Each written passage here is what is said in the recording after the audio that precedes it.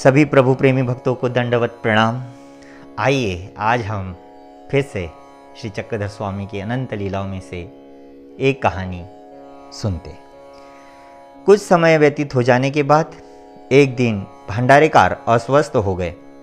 उन्हें हैजे का प्रकोप हो गया। वे बार बार मलत्याग करने के लिए बाहर जाने लगे। फिर उन्हें दस्त लग गए। बार बार मल बाहर जाने के कारण उनका शरीर टूटने लगा। निढाल होकर वे लेट गए। जब बाहर जाने की बारी आती तो भगवान उन्हें अपने शरीर का सहारा देकर बाहर लेकर आते और वापस ले जाते। भाव तीर्थ के नरसिंह मंदिर में लोगों का दर्शनार्थ आना जाना बहुत अधिक था। इसके अतिरिक्त बाहर रहने वाले ब्राह्मण और सन्यासी को इस बीमारी से ग्रस्त भंडारेकर से असुविधा होने लगी। यह देखकर भगवान ने वहाँ से किसी अन्य स्थान पर भंडारेकर को ले जाने का निश्चय किया। वहाँ के पुजारी की सहायता से भगवान भंडारेकर को वहाँ से कुछ दूरी पर विद्यमान नंदेश्वर मंदिर में ले गए। वहाँ 3 अहोरात्र व्यतीत किए। भंडारेकर के जीवन का अंतिम समय आ गया था, अतः पूर्व कर्मों के अनुसार ही उन्हें अतिसार की बीमारी लगी। इसमें दूसरी बात यह है कि ऐसा कर्म उन्होंने इसके पूर्व परमेश्वर के सान्निध्यान में किया था, अतः उसका भोग भी उसे परमेश्वर के सन्निधान में ही भोगना पड़ता है। इसी बीमारी से ही उनका शरीर जाना था, अतः देहांत के समय ही उन्हें यह बीमारी लगी। यह उनका सौभाग्य था कि भगवान ने उनकी सेवा करने का निश्चय किया। भगवान ने कहा, आपुलेया पढ़ी लेया ची शुश्रूषा कीजिए, अर्थात भगवान ने इसी अनुसार साधक को आचरण करने की शिक्षा दी। ऐसा प्रतीत होता है अपने पूर्व प्रसव के कारण ही भाव तीर्थ पर निवास करने वाले ब्राह्मणों ने उनसे घृणा की। इससे स्पष्ट होता है कि वे सब मार्गद्रोही थे। धीरे धीरे भंडारेकर की हालत हैजे के प्रकोप से बहुत खराब होने लगी। उनका शरीर बहुत क्षीण होने लगा। एक दिन उन्हें ऐसा लगने लगा कि अब वे जीवित नहीं रहेंगे। भगवान ने भंडारेकर के सिर को अपनी जांघ पर रखा हुआ था, वही उनके लिए तकिया था। भंडारेकर की विनम्र प्रार्थना पर ही भगवान ने उन्हें अपनी जांघ का सहारा दिया हुआ था।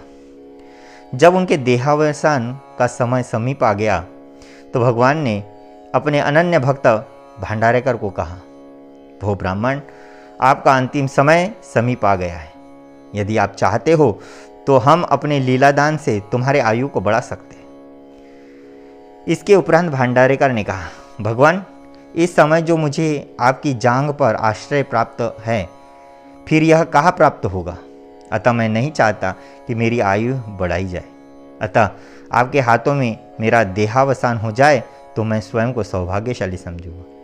अतः अपने आप से मेरी काल वंचना न करे जी, ऐसे ही मेरा अंत होने दे। इस पर भगवान ने उन्हें तीसरी विरहणी की दृष्टांत को समझाया। भगवान ने कहा, कहाणी एक ही जरठ विहरणी असे तियसी चंदन तैसा चिरवल, अन्न तैसा माती साकर तैसी घुड़ी।